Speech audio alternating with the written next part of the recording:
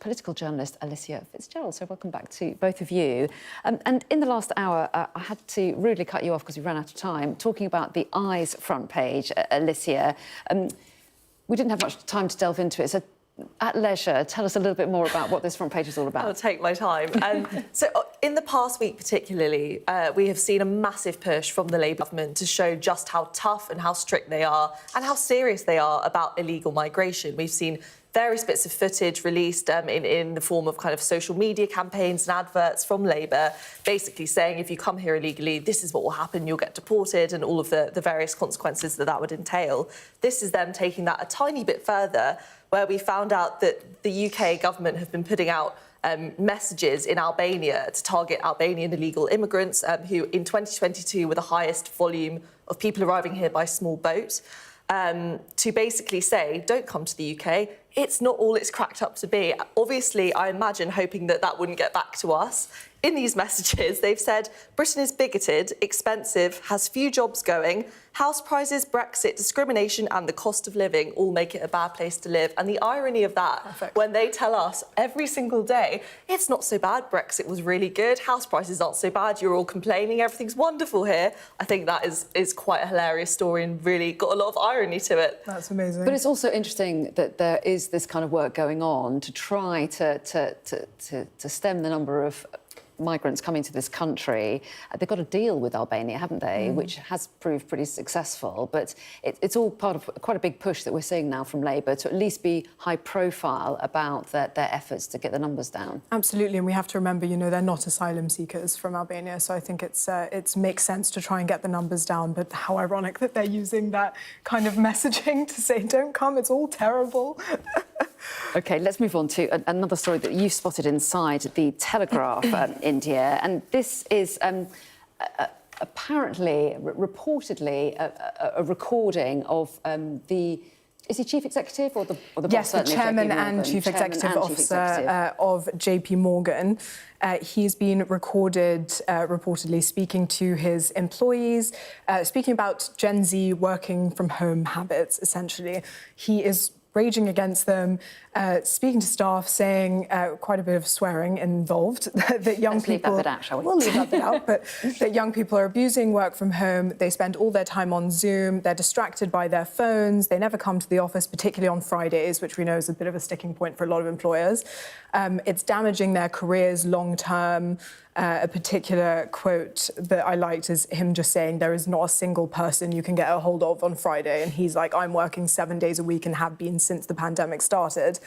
It follows a grumbling in general by JP Morgan staff after they were required to come back 5 days a week. Because they had been allowed to work from home 2 days a week, it says here. Exactly, yeah. Full-time attendance. Exactly, so they had 2 days a week from home, and now it's like absolutely no questions asked. He's saying, you're coming back or you're out. And if you want to quit, quit, but people who don't want to come in, you're not welcome here. It's not the kind of culture that we're trying to foster, and I understand that, you know, and I really do think it damages long-term career opportunities for young people when they decide not to work from Well, yeah, and it's notable that he himself doesn't comment on this apparent leak, and it says JP Morgan has declined to comment, but it does raise an issue that we are hearing about a lot, this adjustment back post-pandemic from a sort of working from home culture to try and get people back into the office. Some companies have thought we can save a bit of money, we don't need so much office space if more people work from home or we rotate people. But it has changed working cultures, hasn't it? And people are still adjusting. It absolutely has, and even we're even hearing it in kind of political and government rhetoric as well. There's a bill passing through government, it's the Workers' Rights Bill, and there are lots of clauses in there about all employers basically, if possible, having to offer people the chance to work from home, because that's just how much importance is being placed on it by members of the public and by people. I always kind of sit on the fence with this because I think it so depends on the job. We can't work from home. It'd be really weird if you were presenting the news show on Zoom. I imagine that would probably not be the best experience for everyone. And the same with, you know, doctors, anyone doing specific jobs where it just absolutely would not make sense. That's a separate thing. I do think, though, there are some instances, and I know various people who do jobs and would happily say this about them, where on a Friday, the whole company aren't doing an awful lot. They are kind of, it's the tick box day, it's for tidying up errands, it's for finishing things, and everyone feels like it is not necessary to be in the office. So I think it's so dependent on what job you do, and what sector that job's in and what your general company culture's like. So I think these kind of big sweeping statements are not always super useful for everyone. I do just think, though, if we're going to sort of pin Friday as this administrative useless day, should we not just then No, absolutely. 4-day work week? No, we because should. I don't like the idea of just some people like sitting at home on Friday and not really do. I mean, I find that quite useless. But And there are plenty of people that are pushing for just that, aren't they? Yeah, Yeah, just a Some 4-day work say week that might it be the answer. Yeah. increases productivity as well, but Yeah. that's obviously a debate for another time. Take us on, Alicia, to the Telegraph's take on what Rachel Reeves' next moves might be on taxes. Yeah, so the Telegraph are reporting that the Chancellor is potentially going to announce a raise in basic income tax, I suppose. And what they've said here is stealth income tax rise. And what they mean by that is that it wouldn't be particularly raising the rate of income tax. It would be keeping that freeze that Rishi Sunak actually announced in 2021 when he was Chancellor.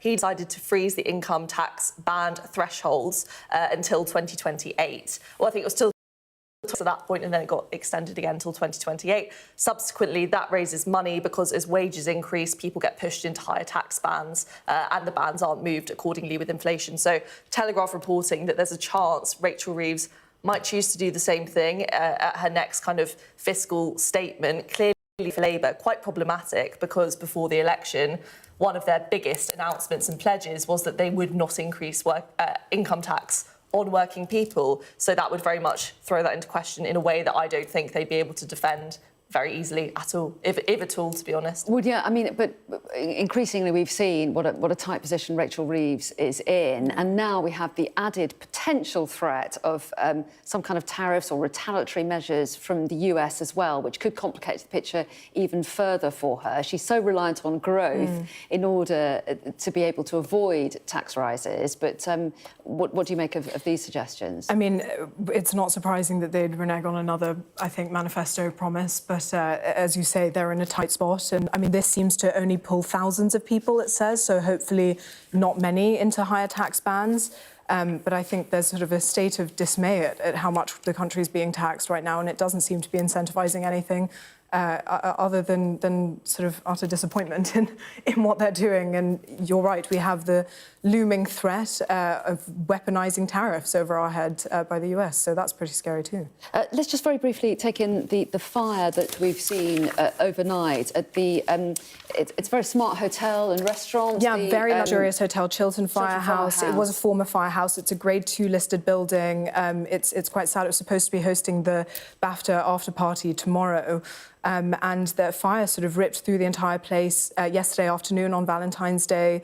The London Fire Brigade have said there was fire inducting sort of from the ground floor up, so it's quite significant damage. Yeah, absolutely, and 100 people had to be evacuated, I think. We're out of time once again. Really lovely to have your company this morning. Thanks so much. Thank you.